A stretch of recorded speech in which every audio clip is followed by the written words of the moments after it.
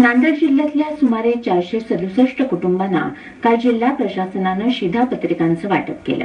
त्याचप्रमाणे 2 रास्तभाव धान्य दुकानांचे परवानेही यावेळी प्रदान करण्यात आले। विशेष म्हणजे मुख्य प्रवाहापासून दूर असलेल्या कैची समाजातल्या वंचित 94 कुटुंबांना शिधापत्रिकाही वितरित करण्यात आल्या। प्रशासनाच्या वतीनं आरोग्य तपासणी शिबिर तसंच धान्य वाटपही करण्यात आलं।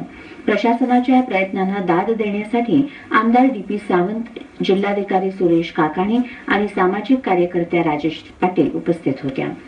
नांदेड जिल्ह्यातल्या सुमारे 29,83,000 लोकसंख्येला अन्नधान्याचा पुरवठा केला जातो।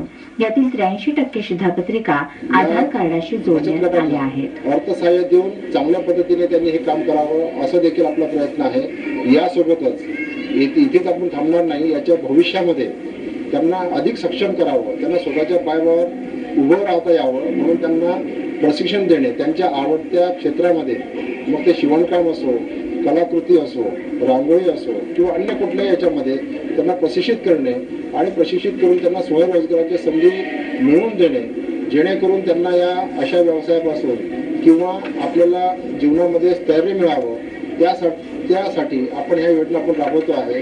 यासोबतच त्यांच्या मुलांना शिक्षणाचा पूर्णपणे लाभ देऊन त्यांना शैक्षणिक प्रक्रियेमध्ये सामावून घेण्याचा देखील आमचा प्रयत्न आहे। त्याच्यापासून 7 वर्षापासून काम करता आम्ही HIV मग त्याच्याबद्दल पुन्हा आम्हाला तर राशन कार्ड भेटले होते, मग आमच्या महिलाला राहिले होते, मग त्याला म्हणजे आधार कार्ड नव्हते, मतदान कार्ड नव्हते, त्याच्या लेकराचे मतदान कार्ड नव्हते। हे असे सगळ्याचं काढून जाहीर करून आज त्याची सभा झाली। आम्हाला त्याच्यामुळे 2 राशन दुकान भेटले, गट तयार केले, पुन्हा 3रा एक गट तयार केला। त्याच्यापासून आज आम्ही आमच्या जीवनात सोनं घडलंय। आज अंतभरणही आले, लग्नही आले की आज आम्हाला वाटलं नाही की हे सरकार काय आहे, की आज आम्ही सरकारमध्ये येईल, आम्हाला कट साहेब भेटेल, कोणता तहसीलदार भेटेल, कोण नायकदार भेटेल। आमच्या जीवनात असं काही घडायचं आम्हाला माहिती नव्हतं। मात्र एकड साहेबांना, त्रिपाठी साहेबांना, कट साहेबांना मदत दिली, आम्हाला जीवनात घडलं, सोनं झालं।